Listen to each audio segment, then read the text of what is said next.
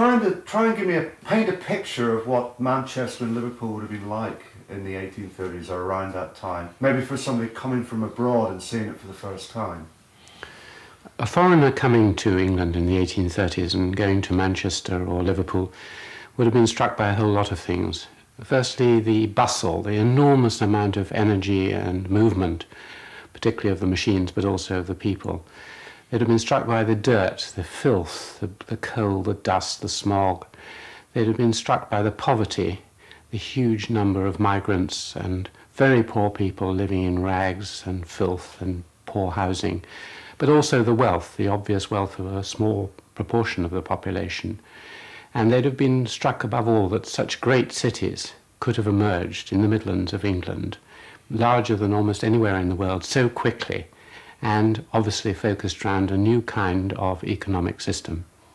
Right. I mean, well, there's so many people pressed into a small space. Was that new, that idea in Britain? I mean, or in Europe at least. You know, you got so many thousands of people crammed into, and presumably that had the way people were living was due to that. I mean, they were all living on top of each other. Maybe you could even describe maybe how what living in a cellar must have been like in Liverpool. Of course, there'd been cities in Europe and the rest of the world for long thousands of years, but what was new was the compression of people.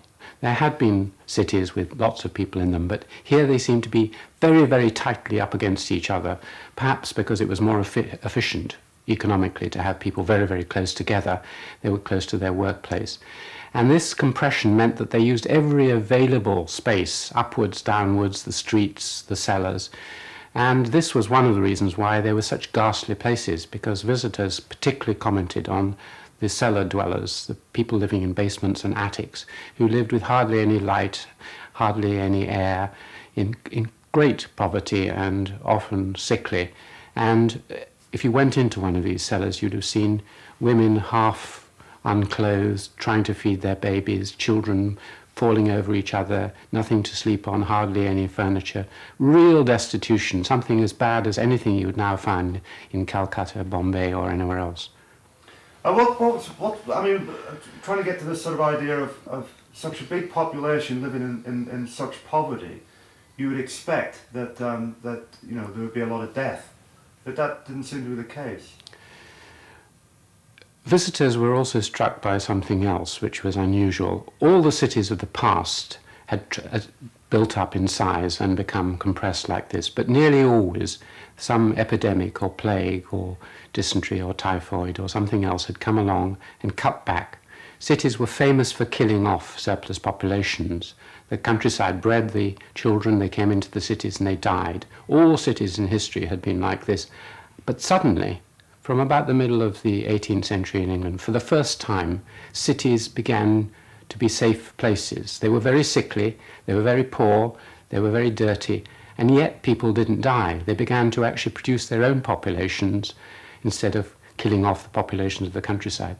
And this was an extraordinary thing, without which you couldn't have had the urban revolution and the industrial revolution, cities which didn't mop up and kill off the rural population. As in a city, Alan, when you congregate all these people and you get a lot of poor conditions. Okay. One of the great contradictions in history had been that in order to make cities efficient, you had to have lots of people living in them, close by and working together. And this is economically very efficient. But unfortunately, as they all mingle together, the disease rate rises. And all the cities of Europe and India had been falling into this pattern in Italy, Spain, other places, France, Paris. They'd all suffered this contradiction that the rural country people had come into the cities and died, so the cities could never get past a threshold. This seems a very universal law, and yet there were one or two places on earth where it was contradicted, and one of them was England from the middle of the 18th century, but it wasn't the only place like this. When they grew large, what happened to them? Ever since the urban revolution, thousands of years ago, cities had been getting bigger, but they always came up against a dead end, which was that as they grew bigger, so the population became sicker, and epidemics and other diseases always killed them off. This had hit Europe in about the 16th, 17th centuries, Paris, Madrid, other European cities, were so dirty and dangerous that they killed off the rural population. So this was a trap that almost all the world seemed to face, certainly India, certainly Islam, certainly Western Europe.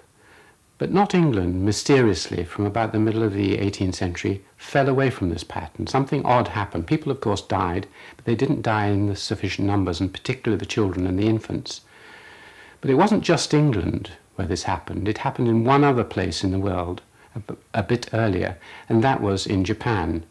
The largest city in the world in the 18th century was probably Tokyo, Edo. The two largest cities were London and Tokyo, and they kept growing together. And surprisingly, these were two of the safest cities, and in fact that's why they became the biggest cities in the world. So there was something mysterious about London and British cities from the middle of the 18th century, and about Japanese cities from a little earlier, that allowed them to go against this universal law that cities will kill everyone who comes into them.